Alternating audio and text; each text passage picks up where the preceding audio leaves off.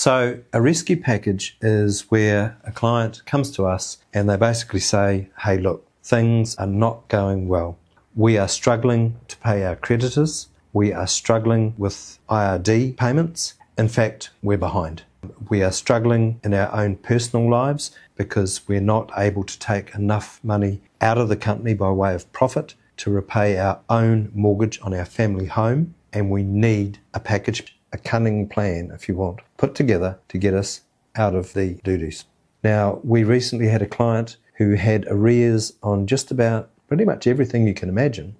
They were behind with their short-term debt providers. They were behind, and when I say behind, I mean significantly behind with the Inland Revenue Department. They had their private mortgage lender chasing them every single month for payments on their family home, and they were about to lose the lot entirely. We were able to work through a process with the borrower, who was, in this case, thank goodness, very open, honest, transparent. We had some good advice assist us through the process as well, and that is legal, professional accounting, as well as our own knowledge of the situation, and we dealt with this client for some time.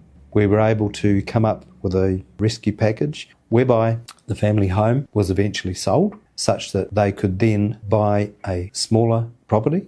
We were able to reconfigure the operations of a number of companies that they were operating such that they could then comfortably move forward longer term, not lose their home, and go back to enjoying a profitable business and being able to sleep at night.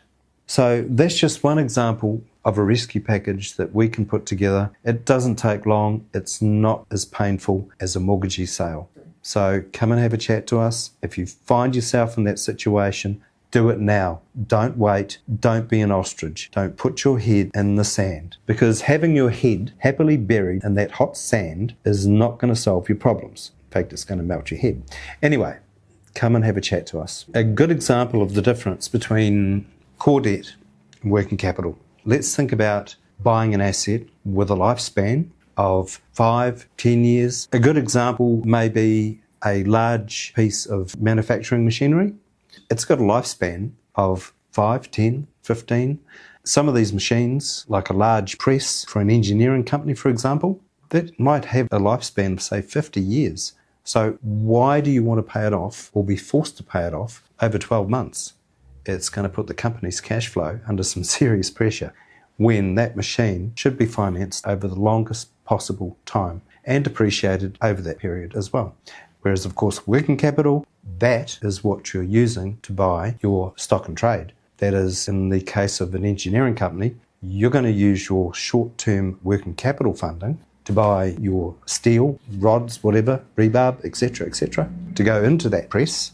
And of course, it's going to make an end product, which will then be sold, hopefully within a month or two. You'll get paid on the 20th, all going well. And then, of course, your working capital gets replenished. It's basically rinse and wash, wash and rinse, start over again.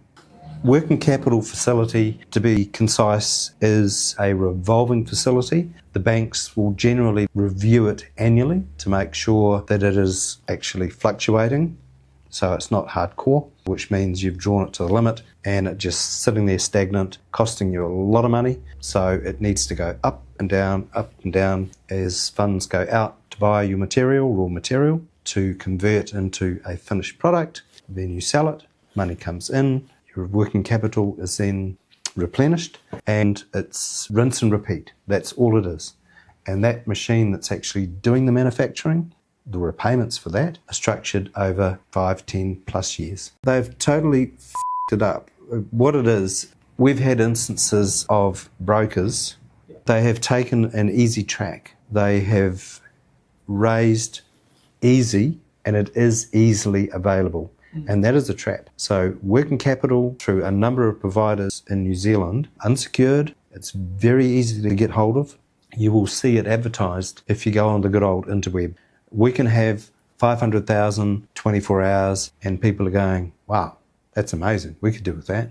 The only thing is, it's going to be a very expensive way of funding your business unless you're using that working capital in the spirit in which it was intended. And that's the key. That's why people come to a broker, to make sure they've got the mix right. For us, obviously, the key is to make sure that we understand the company and we thoroughly investigate the best structure, because everyone is different. They're all individual. So what we need to do is be really, really sure.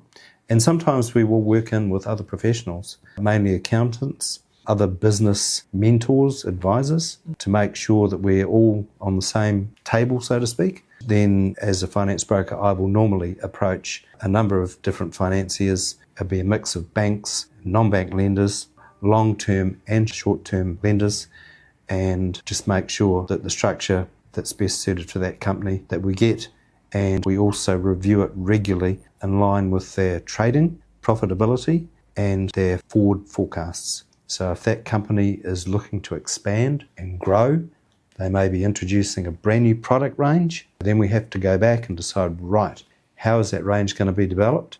How much working capital are we going to need to make sure that we can manufacture this new range? What sort of machinery are we actually going to need to make it?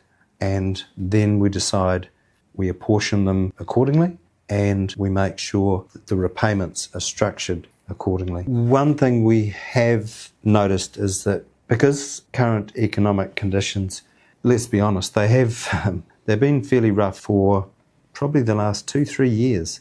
And not just that, it's been very, very difficult for businesses to even contemplate growing.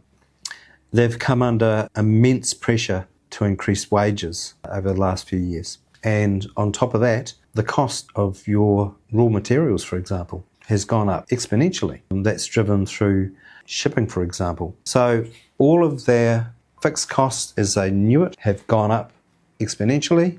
They were working off a forecast and a budget that allowed for X. We've had to move a whole lot. And of course, interest rates went through a period of massive increase. So that was just another pressure that they had to cope with. Thank goodness there's now some positive signs out there that interest rates are starting to come back. It's not going to happen overnight, so there's no quick fix. For us, it's really important that when clients come to us wanting advice, that they are open and transparent with us, because I can only go off what I'm being told. Research will quite often tell me if perhaps I'm not being told everything, there's something missing. If somebody's looking for a quick fix, they may think it is the right thing to be doing. And reality is it's potentially going to come back and cost them quite dearly. Today we're here to talk about business debt. Now there is 2 types of business debt. One we call core debt and the other one we call working capital. The difference there is your core debt is the debt that you need longer term for the business to survive. It's for major purchases and capex, etc. Now, the other type of debt is working capital. Unlike your core debt, which is over a longer term, say 5, 10, or even more years, your working capital is short term. But the difference here is it does cost more, but what happens is that working capital is replenished each month when the business receives its income from its debtors. The trouble we are finding more and more these days is that they have an imbalance in terms of how they've structured that core debt versus their working capital.